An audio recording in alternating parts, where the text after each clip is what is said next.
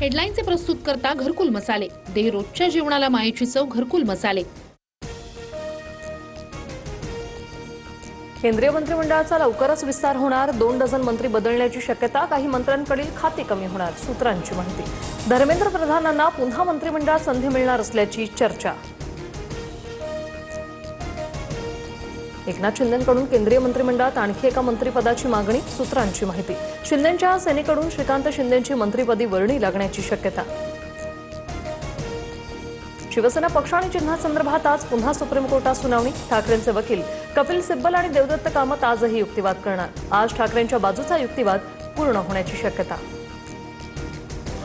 राज्यात एसआर मोहिमेत 2,07,00,000 मतदार यादीतून वगळले, 35 लाख मतदार मृत तर 76,80,000 मतदार स्थलांतरित आढळले, निवडणूक आयोगाची माहिती। मुंबई महापौरांच्या सोशल मीडियाच्या प्रसिद्धीसाठी 25 लाखाचा खर्च, 1 वर्षासाठी निविदा मागवण्याचा स्थायी समितीत प्रस्ताव, तर महापौरांनी स्वतंत्र संस्था नियुक्तीची अथवा प्रसिद्धी कार्याची सूचना केलेली नाही, पालिकेचं स्पष्टीकरण। ऋतू तावडेंकडून महापौर पदाची विटंबना सुरू, महापालिका असे बालहट्ट कधीपर्यंत पुरवणार? मुंबईकरांच्या पैशाची लूट का करताय? किशोरी पेडणेकरांचा संतप्त सवाल। राहुल गांधी 22 ऑगस्टला पुणे दौऱ्यावर, एसएसपीएमएस मैदानावर छात्रों की गूंज या कार्यक्रमाला हजेरी लावणार, सतेज पाटलांकडून कार्यक्रमाच्या तयारीचा आढावा।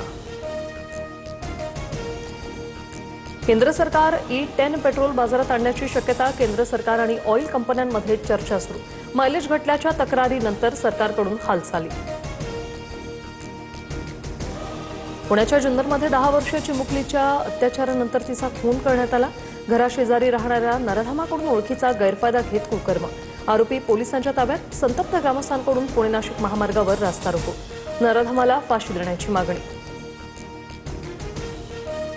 नाशिकच्या मालेगावात बस आणि ट्रकचा भीषण अपघात, दोघांचा मृत्यू तर 23 प्रवासी जखमी, चाळीसगाव रोडवरील दहिवाळ शिवारात दुर्घटना, जखमींवर रुग्णालयात उपचार सुरू।